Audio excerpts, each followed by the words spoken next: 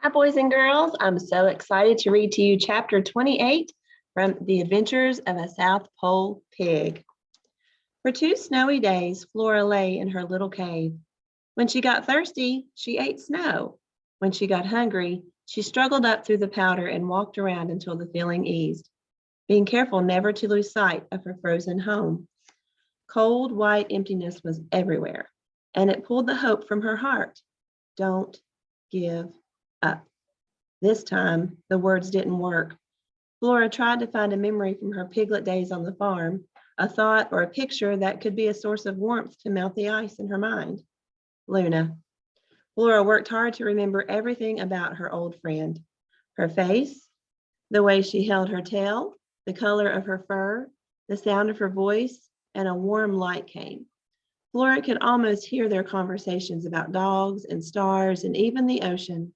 Luna seemed to know so much about life. Flora's thoughts froze. She tried not to think, yet she couldn't stop the truth from crowding in. Luna knew all that time how Flora would end up.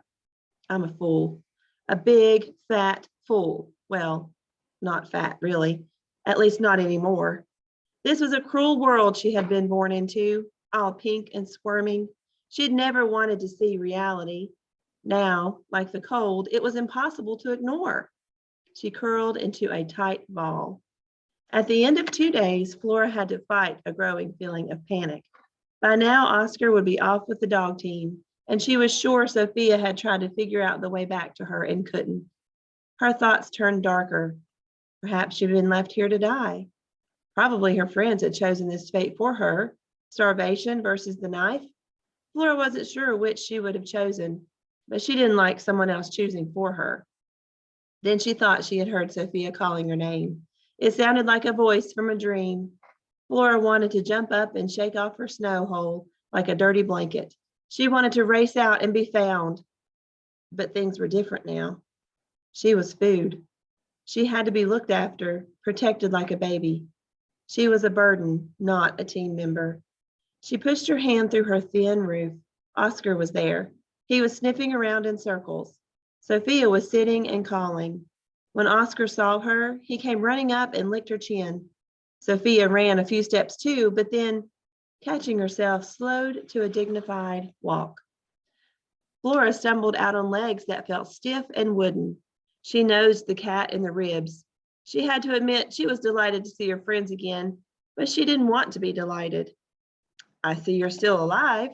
Sophia gave in to acting like a kitten and batted Flora's cheeks with a paw. It wasn't too bad.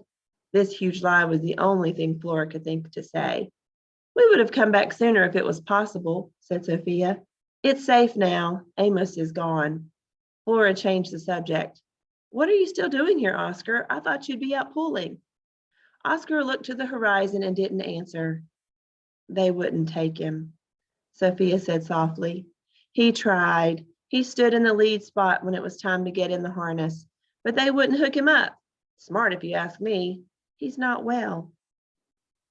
Pulling is like medicine, said Oscar. You wouldn't understand. Flora winced. Poor Oscar. He was almost as upset as Alaric, said Sophia. They both got left behind. As Oscar led them back to camp, Sophia continued on about how Amos had screamed and waved his knives at everyone until the whole camp was out searching for Flora, and how he had tried to use the dogs to track his escaped pig. Oscar thought ahead, though. Sophia glanced at Oscar. He dragged the search team in one direction after another. Of course, they never even got close to your hiding place. Flora wanted to smile. She wanted to dance around and laugh at the image of big Amos thundering about in the wrong places, but she felt empty, hollowed out. They finally had to give up, Sophia said. Amos and the other men finished loading and hooked up the dogs. Off they went to get help. Only the captain and the sailor with a broken leg stayed behind with Alaric. Why didn't they take the captain? Asked Flora. Too sick to travel. Oscar looked back at them to answer. And wait. Sled dogs are strong, but every pound counts. There weren't enough of them to do the job.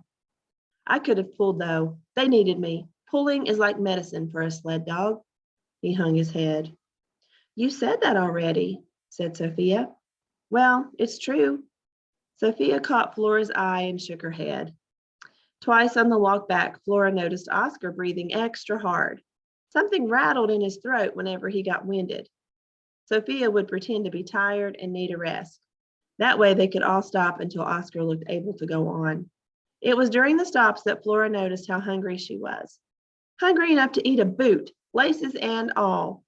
Where were the men and dogs going? She asked. Did they change their minds and head for the food station? No, they're going north, said Oscar. Anywhere there might be people.